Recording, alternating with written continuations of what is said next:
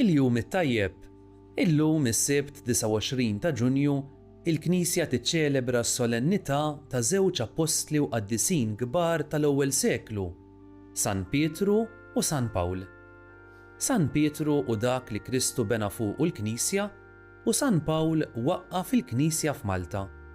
Nilqakom għal din il-quddiesa mmexxija mill-Arċisqof Charles Scicluna mill-Katidral ta' San Pawl l-Imdina. Jikkonċelebraw membri mill-Kapitlu Metropolitan.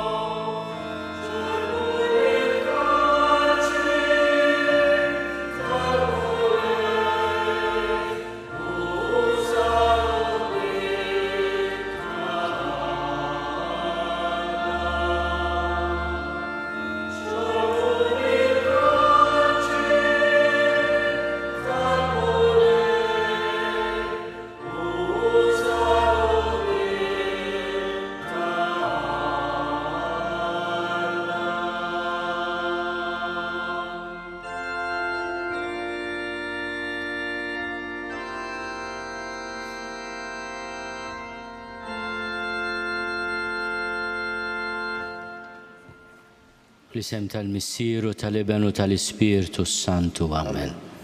Il-paċi ma'kom. Iltqajna fil-katedral tal-Imdina biex namlu festa solenni għall-Apostli Pietru u Pawlu. Tradizzjonalment aħna l-Maltin infakru li bħallum kienu jisiru il-Mixela u għalhekk mill-luminarja insejħula l-imnarja. Dawn huma żewġ tidwal lil Mulej Xell bil-ħnina tiegħu. Kemm San Pietru u kemm San Pawl il-Mulej wera il-ħnina tiegħu. U aħna nafdaw fl-istess ħniena aħna niċċelebraw il-misteri qaddisa. Nistqarr Alla li jista' kollox u lilkom ħuti li jiena dnibt ħafna bil-ħsieb, bil-kliem, bil-emil u billi ħallejt mirjieti. Tija tiegħi, bl-akbar tija tiegħi. Għadet nitlob lill-Mqazza Marija Dejjem Verġni, lill-Anġlu l-Qaddisin kollha u lilkom ħuti biex titolbu għalija lill-Mulej Alla tagħna. Jeħenna lina Alla li jista' kollox jaħfrinna dnubietna u jwassalna l-ħajja ta' dejjem.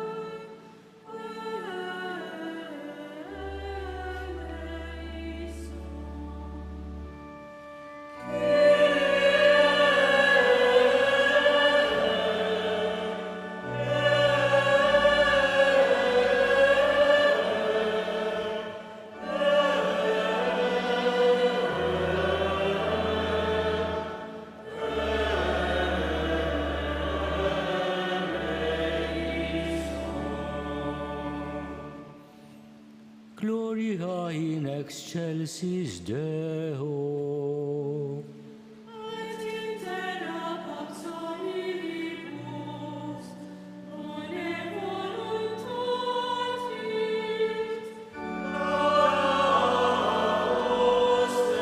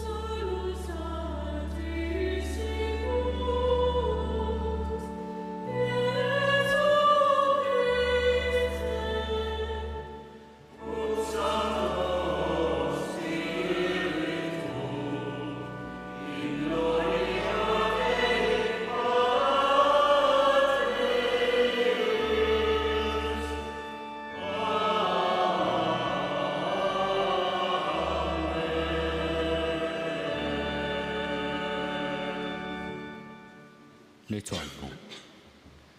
U Alla inti timlina b'ferħ qaddiż dan il-jum ta' festa solenni ġih l-Apostli San Pietru u San Pawl. Għamel il-Knisja tiegħek timxi dejjem fuq it-twissijiet tagħhom kif bihom int qed fiha is-sisien tar-reliġjon. Bibnek Ġesu Kristu Sidna li hu Alla u miegħek jgħix u jsaltan fl-imkien mal-Ispiritu Santu għal dejjem ta' dejjem. Amen.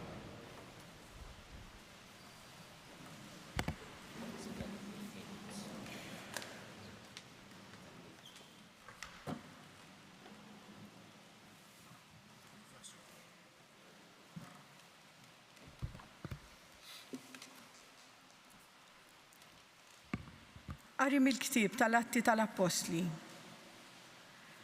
Għal-ħabta ta' dak iż-żmien, is-Sultan Erodi met idu fuq xi wħud mill-Knisja biex jaqħarhom. U qabad lil Ġakob hu Ġwanni u qatalu rasu. Imbagħad, meta ra dan oġob lil Lut, qabad lil Pietru wkoll. Dan kien fi żmien il-festa tal-Għażmi. Meta arrestawh u tefgħuh il-ħabs, bat 4 gruppi ta' 4 soldati kull wieħed biex joqogħdu għassa miegħu. Bil-ħsieb li wara lejt iresqu quddiem il-poplu. Pietru mela kien arrestat fil-ħabs bil-għassa miegħu. Fl-istess ħin, il-Knisja kienet qiegħda titlob lil Alla għalih bil-fħerqa. Fil-lejl stess ta' qabel li Erodi kellu joħroġ lil Pietru, dan kien riqed bejn 2 soldati marbut b'2 tiktajjen. U kien hemm qases oħra mal-bib tal-ħabs. F'daqqa waħda tfaċċa anġlu tal-mulej u dawl idda mal-kamra. L-anġlu ta' daqqa lil Pietru fuq ġenbu, qajmu u qallu: malajr. U l-ktajjen waqgħu minn ma jdejh. Imbagħad l-anġlu qallu: tħażżem u ilbes il-qorb. U Pietru hekk għamel. U reġa' qallu: dawwar il-mantar miegħek u ejja warajja. Pietru ħareġ u mar warajh bla ma ntebaħ li dak li kien qiegħed jiġri permezz tal-anġlu kien veru. Stħajjel li kienet ħolma. Għaddew l-ewwel għassa u t-tieni wkoll u waslu ħdejn il-bib tal-ħadid li kien hemm jagħti għall-belt. U dan infetaħ waħdu. Ħarġu u imxew triq flimkien. Meta f'daqqa waħda l-anġlu tela minn fuqu. Imbagħad Pietru ġie ftiegħu u qal: issa naf tassew li l-mulej bat l-anġlu tiegħu u ħellisni minn Erodi u minn daw kollha li l-Lut kienu qegħdin jistennew li jsir. Il-kelma tal-mulej.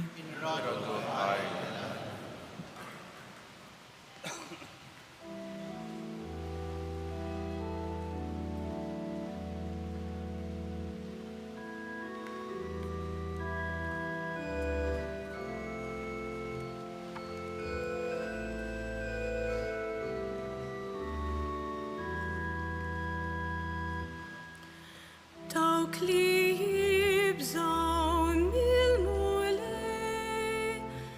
l-anġlu tiegħu jeħlisom.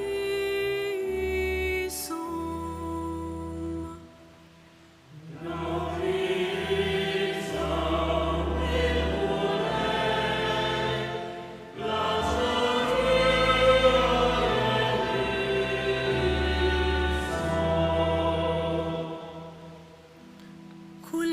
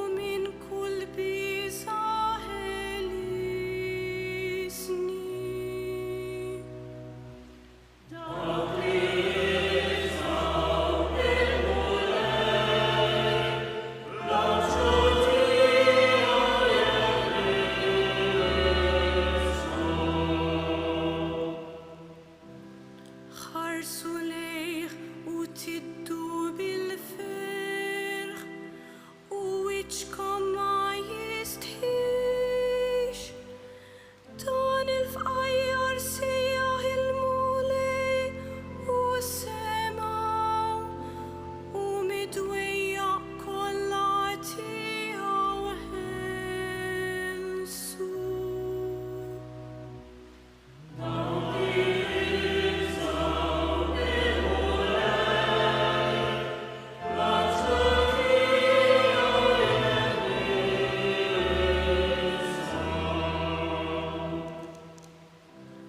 L-anġlu tal-mulej jammar madwar dawk li jibżaw minnu u jeħlisom.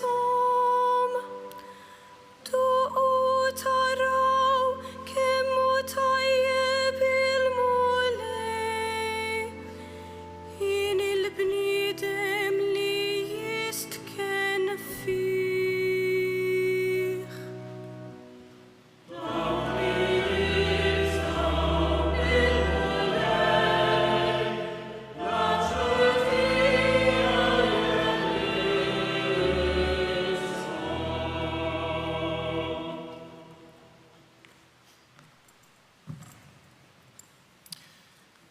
Tieni qari mit-tieni jittra ta' San Pawl Apostlu lil Timotju. Aziz, jiena ġan xerret b'sagrifiċċju u żmien it-tluq tiegħi wasal. Tqabadt it-taqbida tajba, temmejt il-ġirja, ħarist il-fidi. Mill-bqija hemm merfuqa lija il-kuruna tal-ġustizzja li biha f'dak il-jum ħallasni l-mulej l-imħallef ġust u mhux lili biss, imma wkoll lil dawk kollha li jkunu għexu bix-xewqa tad-dera tiegħu. Il-mulej waqaf miegħi u tani l-qawwa biex bis-saħħa tiegħi il-kelma ma tiġi imxandra sal-aħħar u l-ġnus kollha jisimgħuha. Hekk jien ġejt meħlus minn ħalq lill-jum. Il-mulej jeħlisni minn kull deni u jħarisni sa ma nasal fis-saltna tiegħu tas-sema. Glorja lilu għal dejjem ta' dejjem ammen. Il-kelma tal-mulej.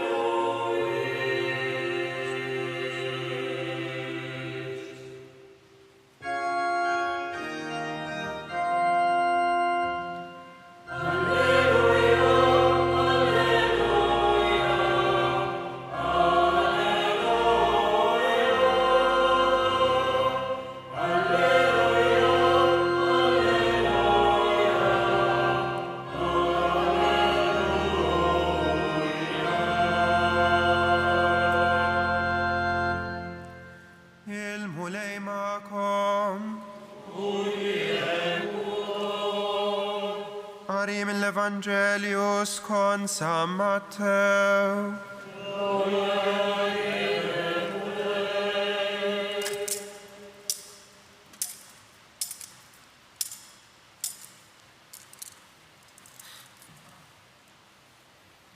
F'dak iż-żmien, meta wasal fl-inħawi ta' Ċesarija ta' Filippu, Ġesu staqsa lid-dixxipli tiegħu u qalilhom: In-nies min jgħidu li hu bin il-bniedem? u huma weġbuh, xi wħud Ġwanni l-Battista, oħrajn Elija u oħrajn Ġeremija jew wieħed mill-profeti. Imma intom, min tgħidu li jien? Staqsihom. U qabeż xmun Pietru u qallu, inti l-Messija bin Alla il-ħaj. U Ġesu wieġbu u qallu, ħini jien xmun bin Ġona, għax mhux bniedem tad-demm u l-laħam u rikdan, imma missieri li hu fis-smawiet. U jiena ngħidlek, inti Pietru, u fuq din il-blata jiena nibni l-Knisja tiegħi, u s-setat tal-infern ma jelbuwiex. Jiena nagħtik l-infietaħ tas-saltna tas-smawiet, u kull ma torbot fuq l-art ikun marbut fis-smawiet, u kull ma tħoll fuq l-art ikun maħlul fis-smawiet. Il-kelma tal-mulej.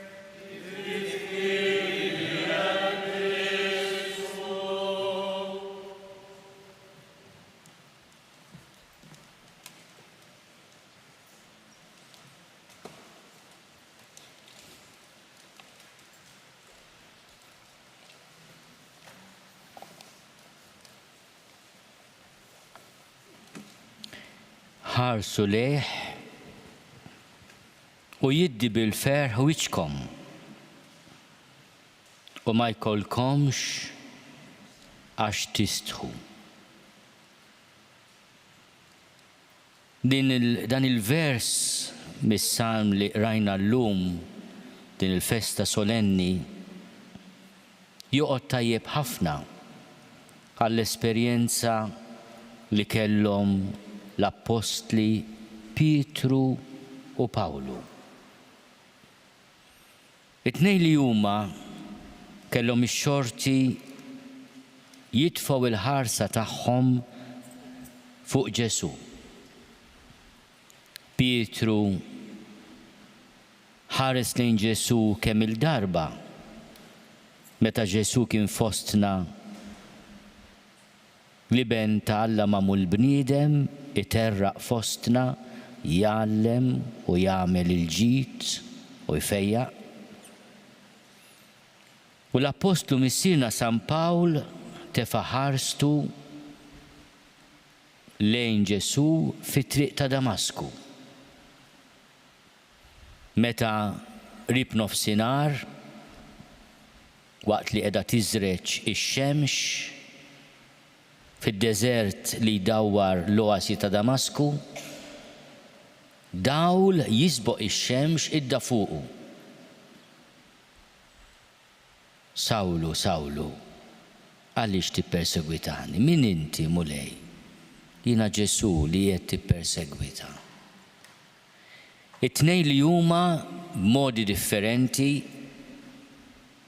ħarsu lejn Ġesu. Forsi il-ħarsa ta' Ġesu li liżlet nifdet il-qalb ta' Pietru kienet ukoll ħarsa li Ġesu tefa' fuqu f'mument ta' djufija u ta' ċaħda. Meta Pietru għal 3 darbiet ċaħad li kien jafu u ħalef dan ir-raġel ma nafux jien. Tkellem il-biża' fej qabel kien hemm il-preżunzjoni. Kelmet dik ix-xewqa li jibqa' jgħix u ma jiġi kondannat mal-imgħallem tiegħu. Inti mhux mill-Galilija, inti mhux miegħu kont, le ma nafux. U wara li jiġħad il-mulej Ġesu, jiltaqa' mal-ħarsa tiegħu Pietru. U dik il-ħarsa ta' Ġesu, ħarsa mimlija mħabba lejn ħabib li sar traditur. Il-Pietru tibdillu ħajtu u mfaqa f'bikkja kbira. Raġel misjur fi żmien sajjiet li jaf xi tfisser id-batija, bniedem żbukkat li kien sema wkoll il-kelma tal-mulej fuqek jiena nibni l-Knisja tiegħi meta jiġi fil-mument ta' prova jotor u jeleb, imma mbagħad qalbu tinħall bl-indiema ta' vera u jinfex bikja kbira. Il-ħarsa ta' Ġesu kollha ħniena, kollha mħabba, kollha manswetudni. Ħarsu lejh, ħarsu lejh. U anke Pawlu l-Apostlu missierna u sejjer lejn Damasku biex jarresta u jġib quddiem il-qassisin il-kbar daw kollha li kienu fit-triq, li ħadnu it-triq kif kienet tissejjaħ il-fidi f'Ġesu, dawk l-ewwel żminijiet bikrin, jiltaqa' mal-mulej li jgħalmu li dak li qed jagħmel mal-Knisja qed jagħmlu mal-mulej stess. Jiena Ġesu li inti qiegħed tippersegwita. U dik il-ħarsa lil Pawlu toħodlu d-dawl. Wara dik il-ħarsa jitlef il-kapaċità li jara fiżikament. Ikollhom imexxuh sa Damasku u jerġa' jieħu d-dawl meta f'qalbu jinżel id-dawl vera tal-Ispiritu Santu bil-mamudija u jitammet il-qawwa tal-Ispiritu tiftaħ beraħ lill-qalb ta' Pawlu għad-dawl vera. Il-ħarsa ta' Ġesu li l-Pawlu għaddietu mid-dlam għad-dawl vera. Ħarsu lejh u jiddi bil-ferħ wiċkom. Ma jkollkomx għax tistħu. U din id-dinja it-tnejn u għalhekk qed nagħmlu festa tagħhom flimkien illum kienu ikkundannati bħala nies mill-lar li ħaqhom il-mewt. Ikkundannati wieħed għax ma kienx ċittadin Ruman Pietru għat-tislib bħalma kienet is-sentenza kapitali għal dawk li ma kienux ċittadini Rumani, għall-ar nies, il-ħallenin, il-qattila. Pietru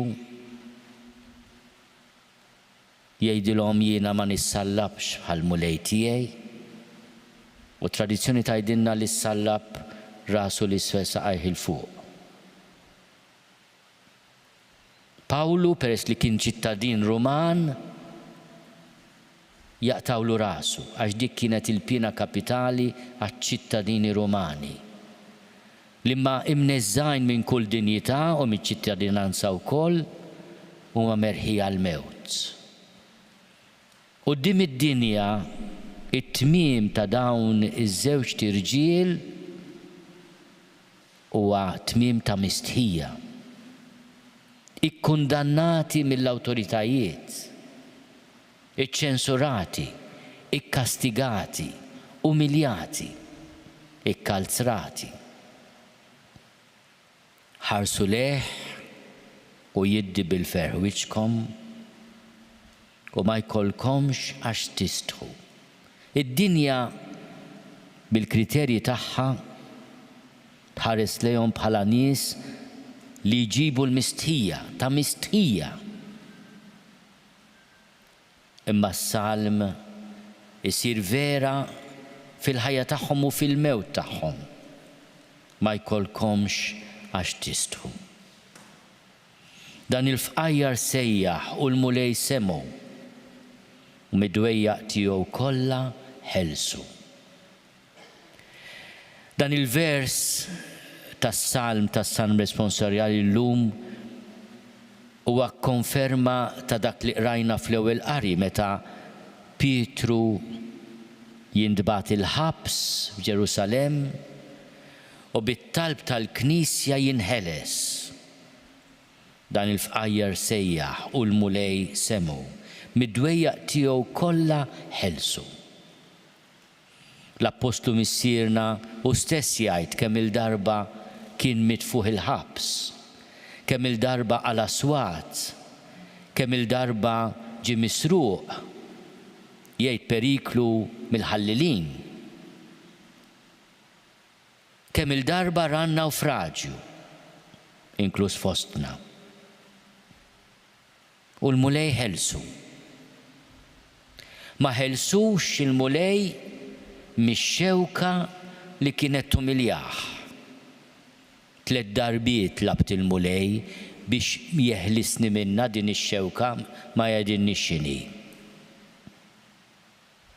Din il-messaġġiera mix-xitan jgħid. U l-mulej qallu biżżejjed għalik il-grazzja tiegħi. Għax il-qawwa tiegħi tidher sewwa sew fejn hemm id-dgħajjef. Mela dawn l-apostli juruna li l-glorja li għandhom li niċċelebraw illum mhuwiex frott tal-bravura tagħhom. Imma hija opra, ħanajduha kif inhi, kapolavur tal-ħniena u tal-grazzja ta' Alla. U l-istedina għalina llum x'inhi? Ejjew aħna wkoll nilqgħu din l-istedina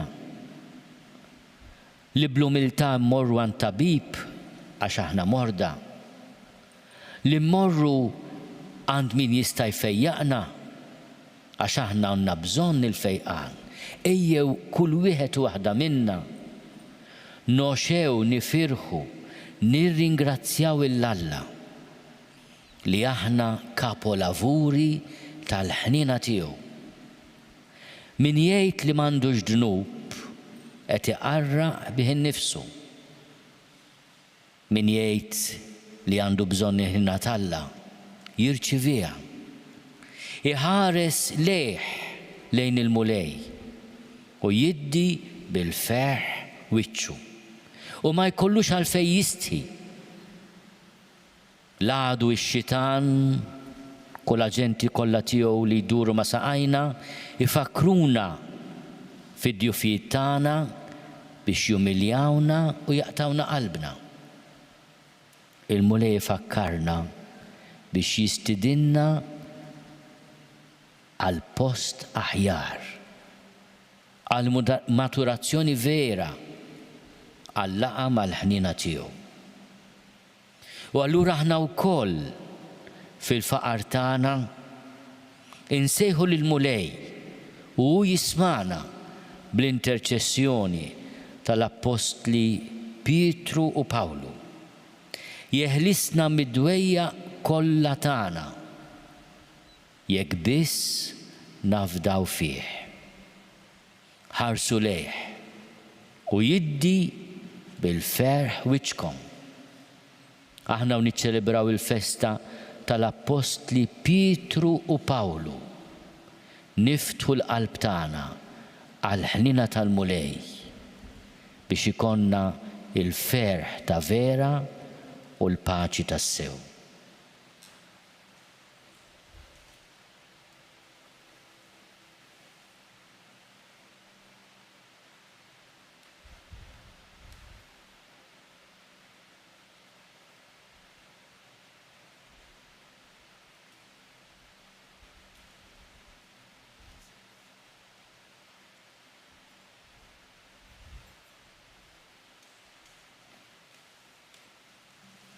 Jina nemmen falla wieħed il-missier li jista' kollox li ħalaq is-sema u l-art, dak kollu li jidher u dak li ma jidirx. U f'mulej wieħed Ġesu Kristu, iben waħdini ta' Alla, imnissel minn missier qabel kull żmien. Alla minn Alla, dawl minn dawl, Alla veru minn Alla veru. Imnissel mhux magħmul, natura waħda mal-missier u bih sar kollox. Niżel mismewiet għalina l-bnedmin u għal-fidwa tagħna.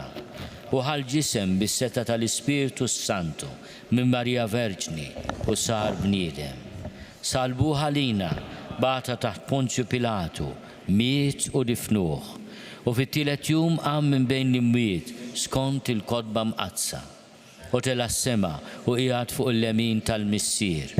U għandu jerġa' jiġi bil-glorja biex jagħmel ħaq mill-ħajjin u mill-mejtin.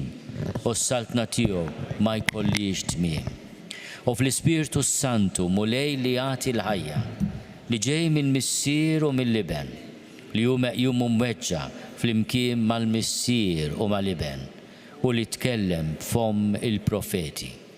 U fi Knisja waħda qaddisa Kattolika Apostolika nistqar ma' mudija waħda għal maħfra tad-nubiet u nistenna l-qawma mill-imwiet u l-ħajja ta' żmien li ġej.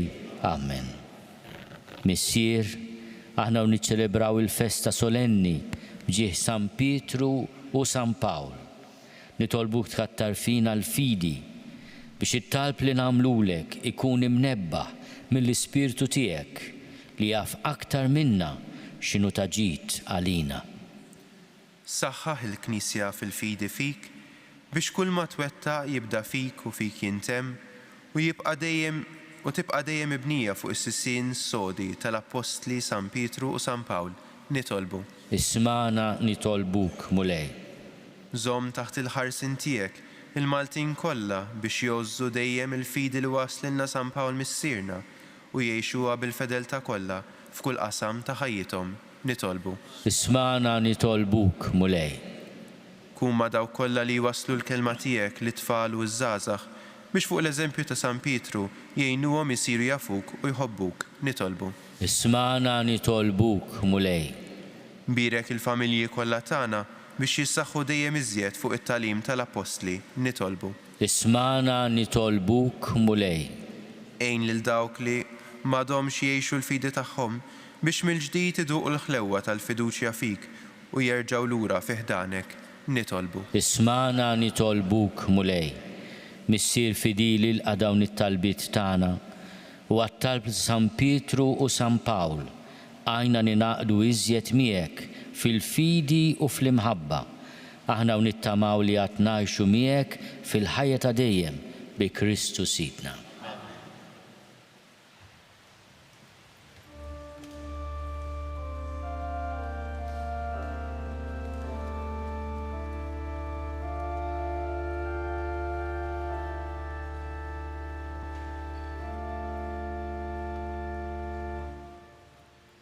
Thank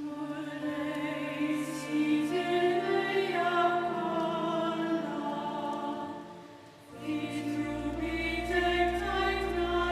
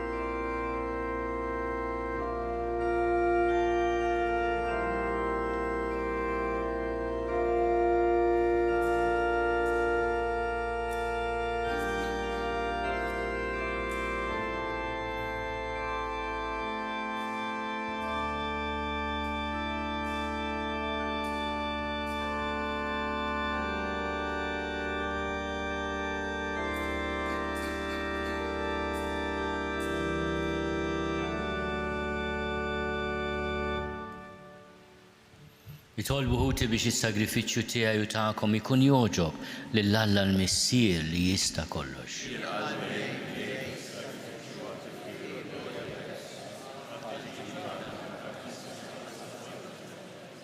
Għamel mulej li t-talb tal-Apostli San Pietru u San Pawl iwassal quddiemek dawn l-offerti li aħna ġibna biex nikkonsagrawhom lill-ismek u bl-istess talb ikollha l-għajnuna biex niċċelebraw dan is-sagrifiċċju bħala għaddejja fidili tiegħek bi Kristu Sidna. Il-mulej magħkom. Nerfgħu qlubna l fuq.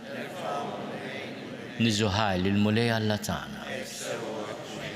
Sewwa u xieraq tas-sew mulej missier qaddis Alla ta' dejjem li tista' kollox. Tajjeb u taġid tas-salvazzjoni tagħna li dejjem u kullimkien inrodulek ħajr. Għax int oġbok timlina bil-ferħ bl-apostli tiegħek San Pietru u San Pawl. Pietru il-mexxej ewlieni fl-istqarrija tal-fidi. Pawlu li mgħallem għaref fit-tifsir tagħha. Wieħed waqqaf il-Knisja tal-bidu mill-fdal ta' Iżrael li ħorxerret l-erf tiegħu fost il-ġnus u mexxihom lejn il-fidi li għaliha sejjaħtilhom. Hekk flimkien kull wieħed skont il-pjan tiegħu ġemgħu familja waħda ta' Kristu u baqgħu flimkien sa fir-rebħa tal-martirju u fil-ġieħ li d-dinja kollha tagħtihom. Għalhekk mal-qaddisin u l-anġli kollha infaħru u ntennulek bla qiegħda.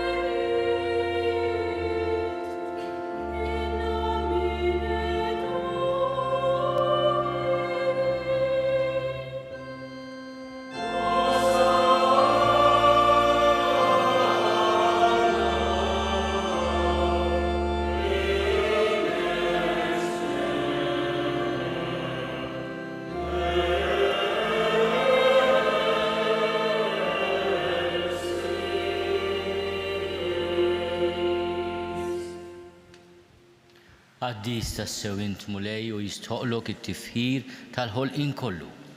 Għax bibnek Ġesu Kristu Sidna u bil-qawwa tal-Ispiritu Santu inti tagħti l-ħajja, kollox tqaddis u tibqa' tiġbor għalik poplu biex mitluħ ix-xemx sanżula issirlek offerta safja.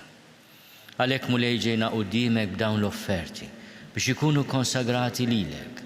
Miċ-ċokontana nitolbuk qaddishom bl-Ispiritu tiegħek biex jisiru l-ġisem u d-dem ta' ibnek Ġesu Kristu Sidna li bi kmandament tiegħu qegħdin niċċelebraw dan il-misteru. Għax hu fil-lejli fih ingħata lina ħal-ħobs, radlek il-ħajr, birek, qasam, tali d-dixxipli tiegħu u qal: ħudu u kulu l-koll minn dan, għax dan huwa ġismi li jingħata għalikom.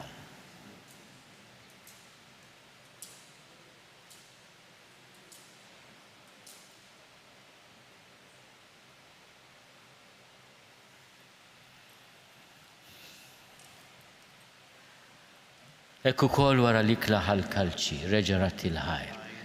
Dak li disċipli tiegħu qal, ħudu u ixorbu minnu l-koll. Għax dan huwa l-kalċi ta' demmi, tal-patt il-ġdid li jibqa' għal dejjem. Id-dem li jxerret għalikom u għal-bnedmin kollha, għal-maħfra ta' dnubiet. Għamlu dan tifkira tiegħek.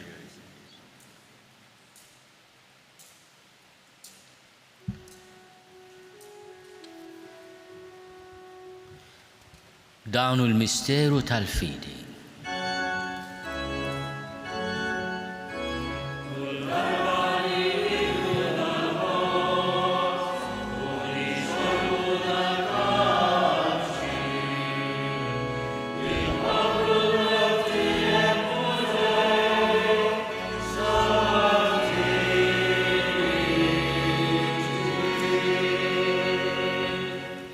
Għalek mulej aħna u namlu dan tifkira tal-passjoni li bija ibnek fdina u tal-qawmin u tluħ glorjus tiegħu fis-sema.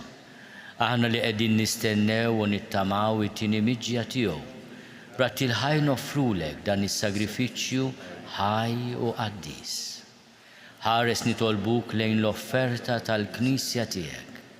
Ara fiha l-vittma li bis-sagrifiċċju tagħha rid terġa' tħabbibna miegħek. Għamel li aħna li se nissaħħu bil-ġisem u d-dem ta' ibnek, nimtlew bl-ispirtu qaddis tiegħu u nkunu ġisem wieħed u ruħ waħda fi Kristu. Nitolbuk li jagħmel minna offerta li tibqa' dejjem quddiemek biex inkunu nistgħu niksbu l-wirt mal-magħżulin tiegħek, mal-Verġni Mqazzom Malla Marija, mal-arus tagħha San Ġusepp, mal-Apostli b'mod speċjali Pietru u Pawlu u l-martri glorjużi tiegħek u mal-qaddisin kollha li kif nittamaw jitlu dejjem għalina quddiemek. Għamel nitolbuk mulej li din il-vittma li terġa' tħabbibna miegħek tkun taslim u salvazzjoni għad-dinja kollha. Wettaq fil-fidi u fl-imħabba l-Knisja tiegħek tul il-mixja tagħha fid-dinja. Il-qaddej tiegħek il-Papa Franġisku, li qaddej tiegħek mingħajr ma jistħolli, l-Isqof Joseph li qed jgħinni, l-Isqof Anton, l-isfijiet u l-ministri kollha tiegħek u l-poplu kollu li inti ksibt għalik. Il-qabit tieba t-talb u x-xewqat ta' din il-familja li inti ritta tinġabar madwarek. Għader missier ħanin li l-ulidek kollha kull fejn jinsabu u għadhom miegħek il-koll. Ħenna l-ħutna mejtin u għal daw kollha li ħallew din il-ħajja fis-sewwa tiegħek.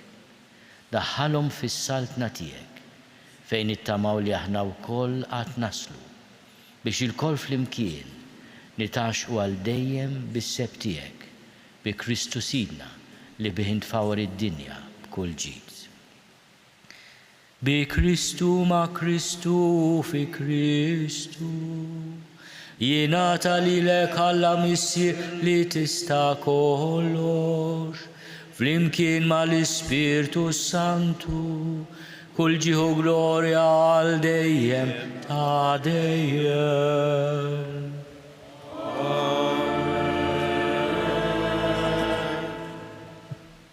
Ejjew nitolbu kif għallimna u ridna nagħmlu li ben ta' Alla Ġesu għas-salvazzjoni tagħna.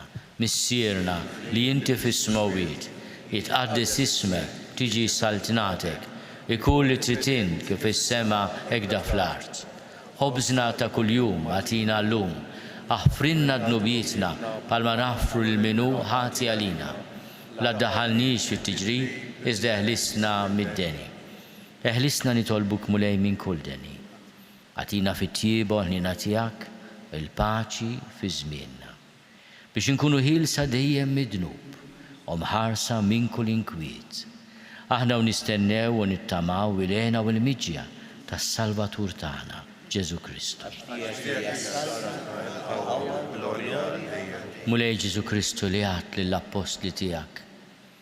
Nħallilkom is-sliem, natikom is-sliem tiegħi. La tħares lejn ġnubietna. Iżda ħares lejn il-fidi tal-Knisja tiegħek. Għatija slimu l-għaqda li jint trid fiha. Jint li tajxu s-saltan għal dejjem ta' dejjem. Amen. Il-paċi tal-mulej tkun dejjem magħkom. U miegħek ukoll. Għatu il-paċi lil xulxin.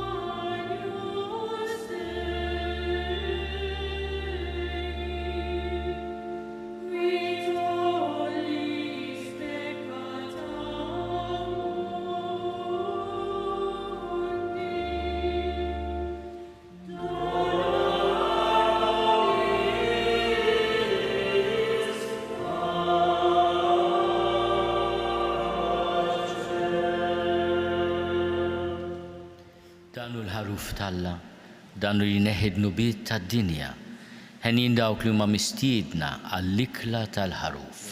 Mulej ma jistoqlix li tidħol taħt is-saqaf tiegħi, iżda biss kelma waħda u ruħi tkun infejja.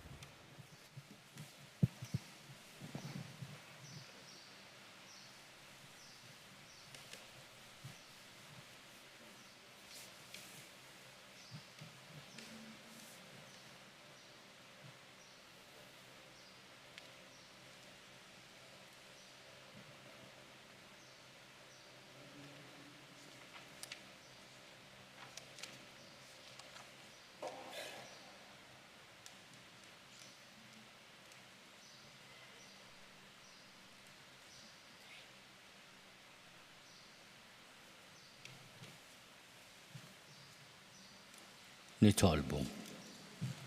Issa li ħadna qawwa ġdida b'dan is-sagrament nitolbuk mulej li ngħaddu ħajjitna fil-Knisja hekk li nitwettqu dejjem fl-imħabba tiegħek u nżommu sħiħ qalb waħda u ruħ waħda bejnietna maqudin fil-qsim tal-ħobbs u t-tagħlim tal-Apostli. Bi Kristu Sidna. Amen.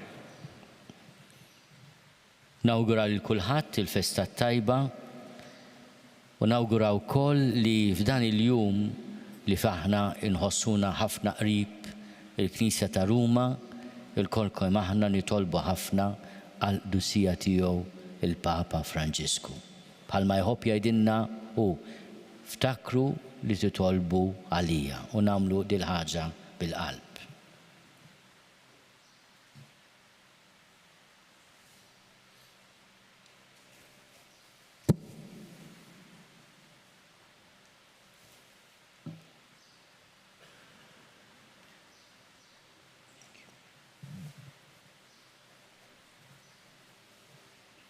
Il-mulej ma'kom. U miegħek ukoll.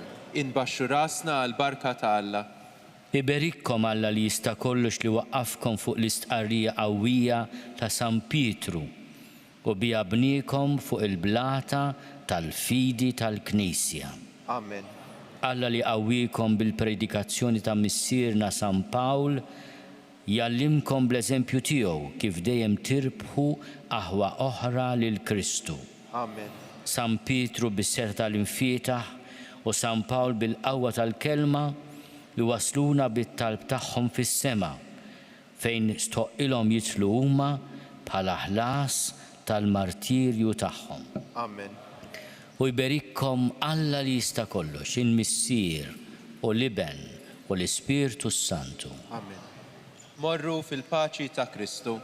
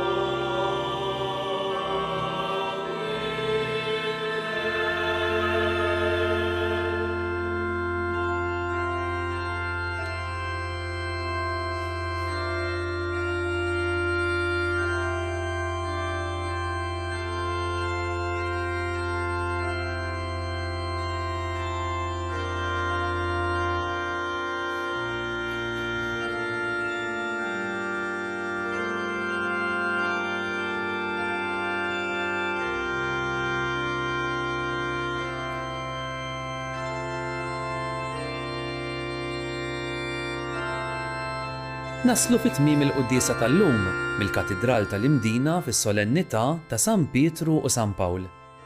Infakkarkom li llum f'kull parroċċa f'Malta qed issir ġabra speċjali sabiex ngħinu lil Papa Franġisku jkompli l-missjoni tiegħu mal-persuni fil-bżonn f'kull rokna tad-dinja u jkompli jmexxi l-Knisja. Biex nagħtu dinjità lil kull bniedem hemm bżonn l-għajnuna ta' kulħadd. Id-donazzjoni tista' ssir ukoll permezz tal-link knisja.mt/donazzjonijiet u fin-nota tinkiteb Papa Franġisku.